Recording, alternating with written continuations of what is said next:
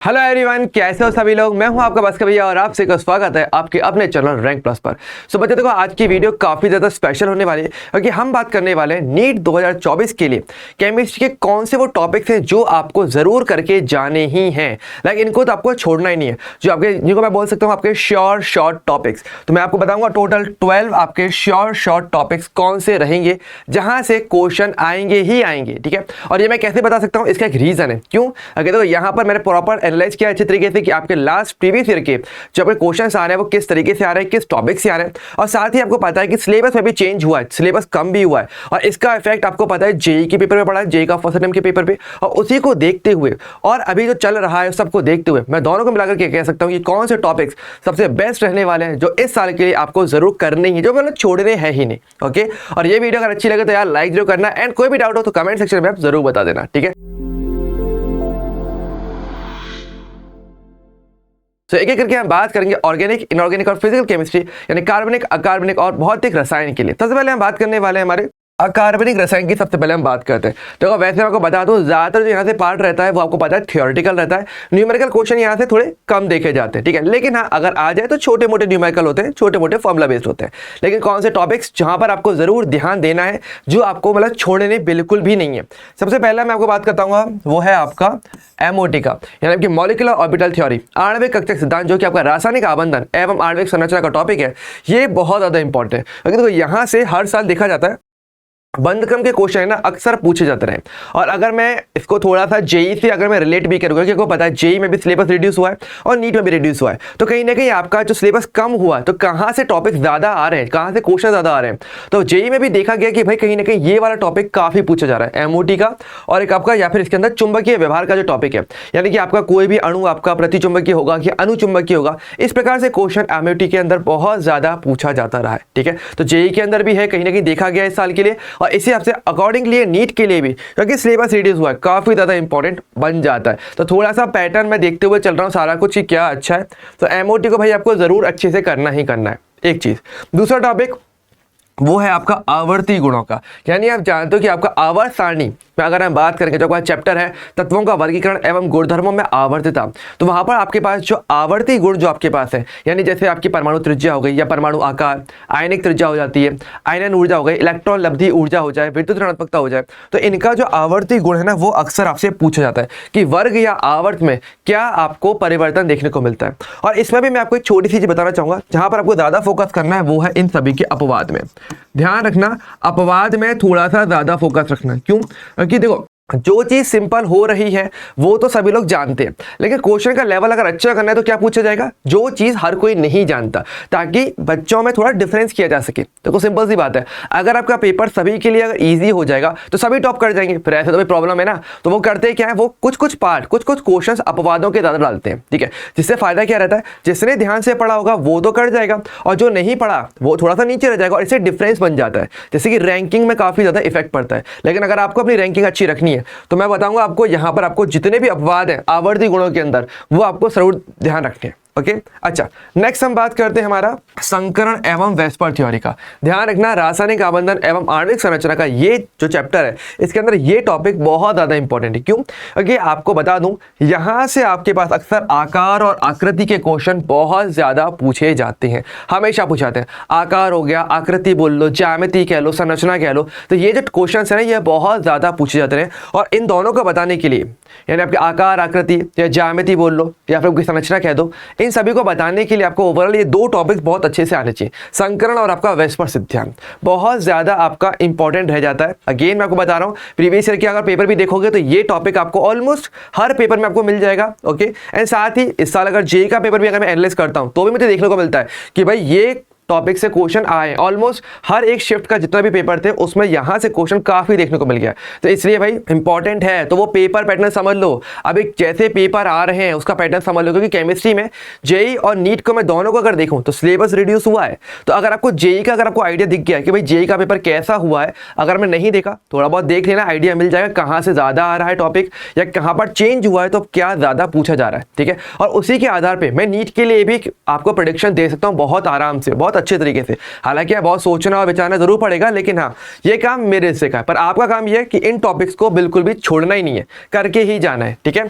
और इसके अलावा डी और एफ ब्लॉक का आपका KMnO4 और K2Cr2O7, यानी कि आपका पोटेशियम परमैंगनेट और पोटेशियम डाइक्रोमेट की अगर बात करेंगे तो ये दो टॉपिक्स आपको अच्छे से करने, ठीक है, अच्छे से करने। और क्या क्या इनके अंदर करना है इसके अंदर आपको बता देता हूं। एक तो इनके जो बनाने की जो विधियां हैं वो आपको जरूर अच्छे से याद रखनी है, ठीक है। इसके अलावा इन दोनों का जो ऑक्सीकारक व्यवहार है स्पेशली वो जरूर ध्यान रखना है।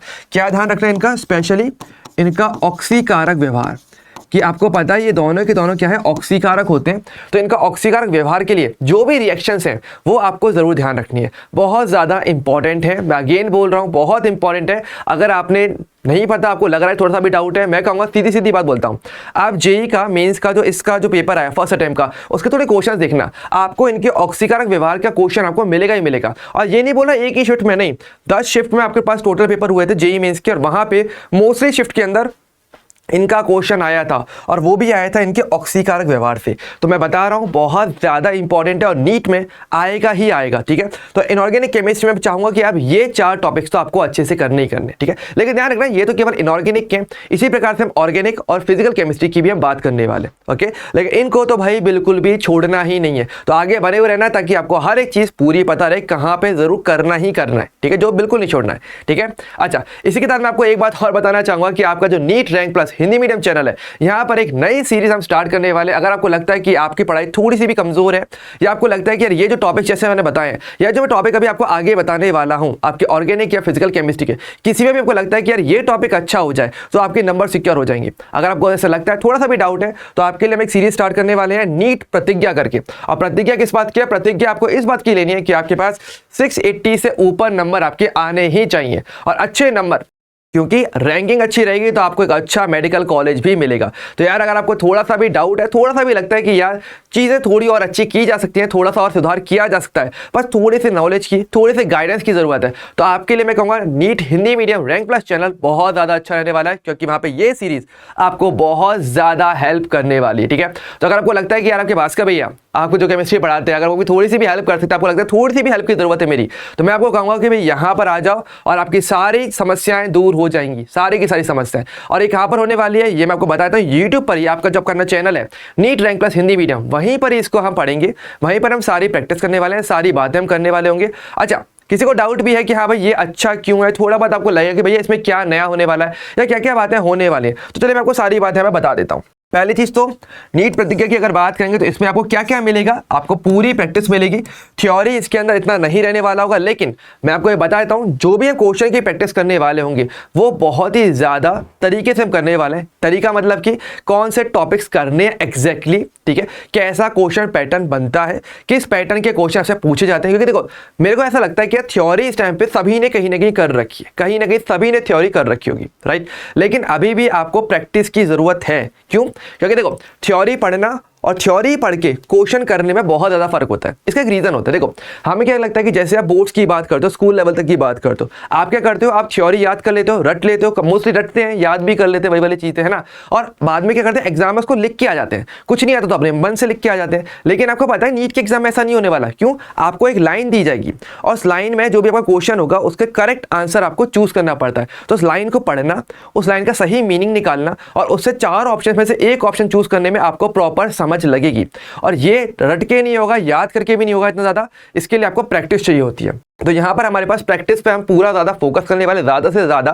साथ ही ऐसी बात नहीं कि बिल्कुल भी थ्योरी नहीं रहेगी, थ्योरी रहेगी, लेकिन वो थ्योरी जो आपके एग्जैक्ट काम आने वाली है, उस क्वेश्चन को करने के लिए हमें कौन से थ्योरी की जरूरत होगी वो आपके पास कभी आपको प्रॉपर बताएंगे। और आप सब लोग जानते हो यार केमिस्ट्री हमेशा ईजी रखी जाती है मेरी तरफ से, तो ताकि यार आपको या किसी को भी समझने में प्रॉब्लम नहीं है, ठीक है। जैसे मैं केमिस्ट्री समझता हूँ वैसे ही मैं हमेशा केमिस्ट्री समझाता भी हूँ। तो यार आपकी केमिस्ट्री को लगता है कि थोड़ा सा भी सुधार करने की जरूरत है, कि आपको पता है केमिस्ट्री में नंबर आने हैं, सिंपल सी बात है। बायो भी इंपॉर्टेंट रहती है, केमिस्ट्री और फिजिक्स आपको तीनों ही करना है। बायो में सबसे ज्यादा नंबर लाने होते हैं, लेकिन बिना केमिस्ट्री या अदर फिजिक्स के भी आप नहीं कर पाओगे। तो यार पहले तो केमिस्ट्री अच्छे से करना है, तो इसके लिए आपको ये तो पड़ेगा। इसके अलावा यहाँ पर हम क्या करने वाले होंगे, चैप्टर वाइज 5+ ईयर्स के PYQ हमें करने हैं। ये क्यों करने हैं? ताकि आपको क्वेश्चन का पैटर्न क्लियर रहे कि भाई कैसा टॉपिक है, कहाँ से क्वेश्चन आता है, कैसे टाइप का क्वेश्चन आता है, और क्वेश्चन के टाइप समझने के बाद किस तरीके से उस क्वेश्चन को करना है वो चीज़ भी आनी चाहिए। तो इसके लिए हम अपने 5 ईयर्स के क्वेश्चन हम ज़्यादा से ज़्यादा करने वाले होंगे हर एक चैप्टर के अकॉर्डिंग करेंगे, ठीक है।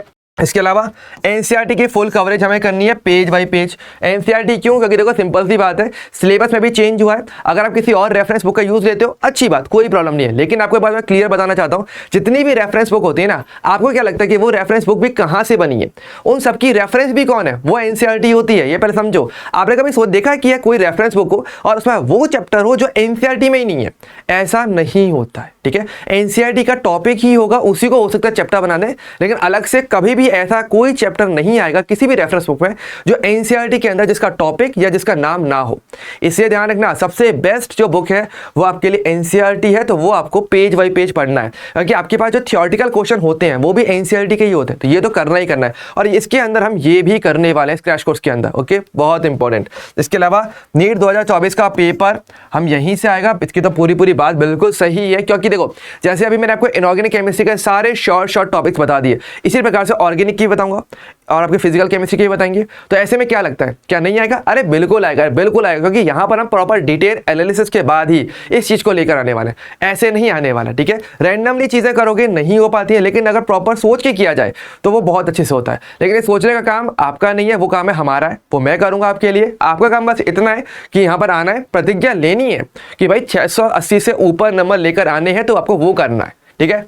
इसके अलावा आपको 10 best in class mock test provided with solution, यानी आपको ऑब्वियसली बात है भाई पढ़ोगे ठीक है, तो कोई टेस्ट भी होने चाहिए ना, तो आपको यहाँ पे बेस्ट 10 आपको टेस्ट पेपर दिए जाएंगे, मॉक टेस्ट दिए जाएंगे, बहुत ही छांट के, एक क्वेश्चन बहुत ही छांट के, जो पर्सनली मैं खुद छांटूंगा, ठीक है। एक क्वेश्चन किस चैप्टर से या किस टॉपिक से सबसे बेस्ट हो सकता है, जो एग्जाम में आएगा, जिसकी प्रैक्टिस आपको करनी है, ठीक है, तो वो हम जरूर बात करेंगे और वो आपको जरूर मिला जाएगा। इसके अलावा अगर हम बात करेंगे केमिस्ट्री का, फिजिक्स का, जियोलॉजी, बॉटनी जी, हर एक को मिला करके रोज आपके पास 200+ क्वेश्चंस आपके पास हो जाएगा। नहीं, बिल्कुल सिंपल सी बात है, क्योंकि आपको पता है यहाँ पर आपको डीपीपी भी मिलने वाले है। सिंपल सी बात है, डीपीपी रहेंगी तो आपके पास हर एक की अगर डीपीपी अगर आपको दी जाती है तो क्या लगता है कितने क्वेश्चन होंगे? हर एक में आप देख लो भाई 50 क्वेश्चन अगर आपके पास रहते हैं तो भी आपके पास 200 क्वेश्चन रोज के रहेंगे, 200 नए टाइप के क्वेश्चन, नए पैटर्न के क्वेश्चन जो एग्जाम में आते हैं, ठीक है। तो ये चीज पहले समझो, बहुत इंपॉर्टेंट होता है क्वेश्चन की प्रैक्टिस करना, केवल ये क्लास में नहीं बल्कि आपको खुद से भी पढ़ना होता है, सेल्फ स्टडी करनी होती है, और उसके लिए आपको ये चीज दी जाएगी। और इस हिसाब से अगर देखा जाए, अगर मैं पूरा जितना भी टाइमिंग है, जितने भी डेज हमारे पास बचे हैं नीट के एग्जाम तक अगर आप देखते हो, तो आपके पास 14,000 से ज़्यादा, 14,000 से ज़्यादा आप क्वेश्चंस की प्रैक्टिस कर चुके होंगे। और मुझे नहीं लगता कि यार इतने ज़्यादा क्वेश्चंस अगर कोई प्रैक्टिस कर ले अच्छे तरीके से, प्लस जो क्लास में हम कराने वाले हैं उन सबको अगर आप प्रैक्टिस कर लो, तो मुझे नहीं लगता कि यार आपके नीट में कम नंबर आएंगे, बिल्कुल कम नंबर नहीं आएंगे। आराम से आपके 680 से ऊपर नंबर आप जरूर ले लोगे, ओके, क्योंकि आपके पास हर नॉलेज हो जाएगी। अगर हम सारे क्वेश्चंस को अच्छे से कर लेते हो ना, तो क्वेश्चंस भी अगर अच्छे से कर लेते हो, तो मैं कहता हूं कि भाई आराम से 680+ नंबर, कोई भी एक बड़ा टारगेट नहीं रह जाता है, बहुत ही ईजी तरीके से आप इसे अचीव कर सकते हो। पर हाँ, इसके लिए आपको मेहनत करनी पड़ेगी, थोड़ा सा आपको सिस्टमेटिक वे में पढ़ना पड़ेगा, क्या पढ़ना है क्या नहीं पढ़ना ये डिसाइड रखना पड़ेगा, क्योंकि टाइमिंग कम है और करना बहुत सारा है, तो भाई इसके लिए मेहनत लगती है, ठीक है। और वो मेहनत हम आपको करवाएंगे, प्रॉपर्ली करवाएंगे, हम भी मेहनत करेंगे और आप भी मेहनत करोगे, तो मेरी गारंटी है कि यार 680+ नंबर आ जाते हैं, बिल्कुल आते हैं, पर मेहनत से आते हैं। तो भाई इसके लिए प्रतिज्ञा लेकर के रखनी है, ठीक है। सो नीट प्रतिज्ञा का जो आपका क्रैश कोर्स है वो आपका यहीं इसी चैनल पर रहेगा, तो सारे अपडेट्स आपको इसी NEET rank plus Hindi medium channel में मिल जाएंगे। तो भाई इससे जुड़े रहना है, ठीक है, तो जुड़ के रहना है, ठीक है, कनेक्ट रहना, ठीक है। चलिए अब हम बात करते हैं थोड़ा सा हमारे आगे के टॉपिक्स भी हम बात कर लेते हैं, जैसे कि इनऑर्गेनिक केमिस्ट्री का मैंने आपको बता दिया। अगर हम बात करें भौतिक रसायन के लिए, तो कौन से टॉपिक सबसे ज्यादा इंपॉर्टेंट है जहां से क्वेश्चंस बनते हैं, ओके, जहां से क्वेश्चन आते हैं।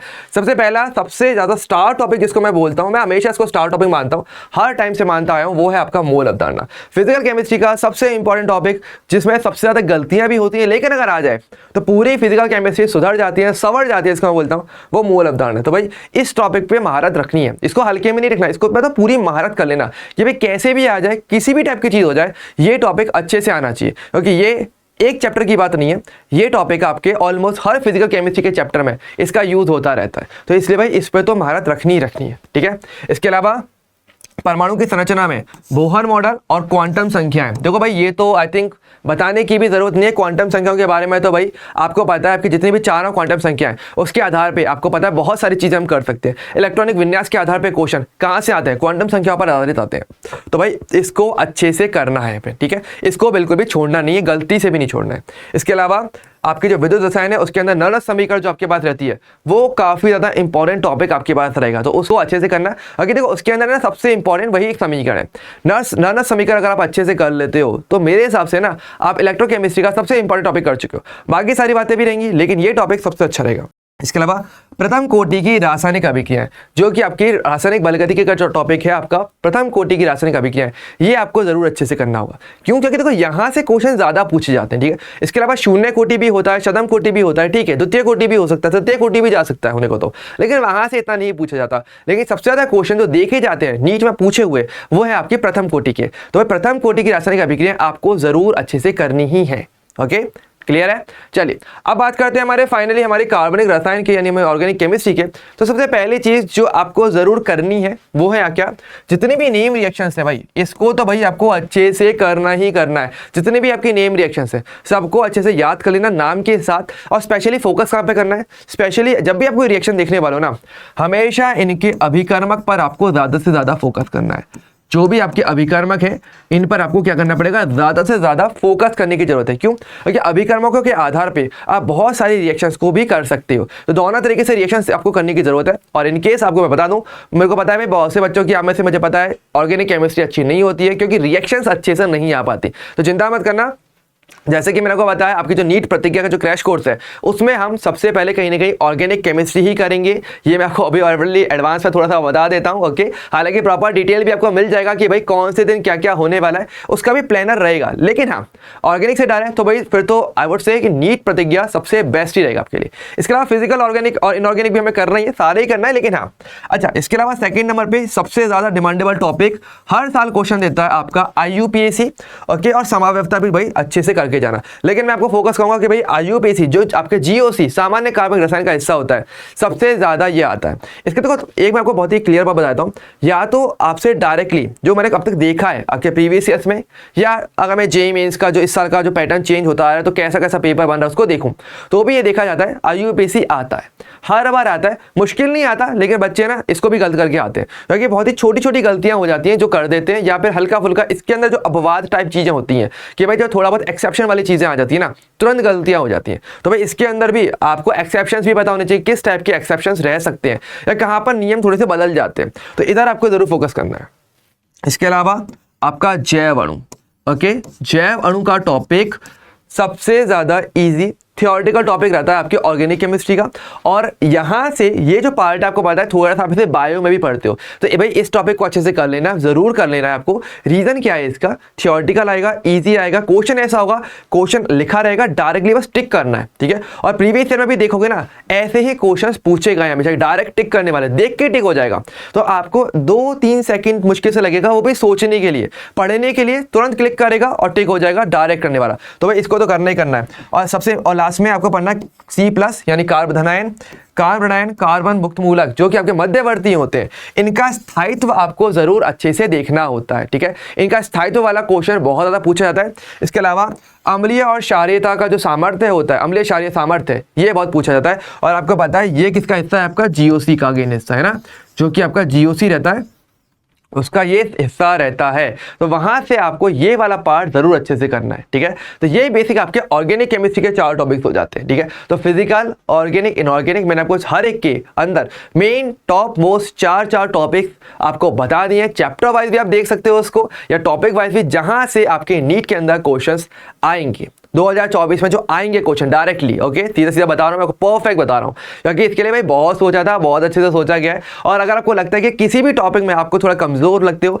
या आपको लगता है कि यार इसमें थोड़ी सी और प्रैक्टिस की जरूरत है, थोड़ा सा गाइडेंस अगर मिल जाता तो शायद मैं इसको और अच्छा कर सकता था, तो यार अगर आपको ऐसा लग रहा है तो मैं आपको कहूंगा कि आपके पास नीट प्रतिज्ञा का क्रैश कोर्स आपके लिए स्टार्ट होने वाला है बहुत जल्दी इसी YouTube चैनल पे, कहीं और नहीं जाना, इसी YouTube चैनल पे आपका ये कोर्स स्टार्ट होगा बहुत ही जल्द। सारे अपडेट्स भी आपको इसी चैनल पे मिल जाएंगे, हर चीज़ आपको मिलेगी, बस आपको इस चैनल से जुड़े हुए रहना है, ठीक है। और बिल्कुल भी इधर उधर भटकने की जरूरत नहीं है, मैं पहले ही आपको बता देता, ठीक है। करोगे तो यार आई गारंटी, जैसा हमने लिखा है 680+ नंबर आपके जरूर आएंगे।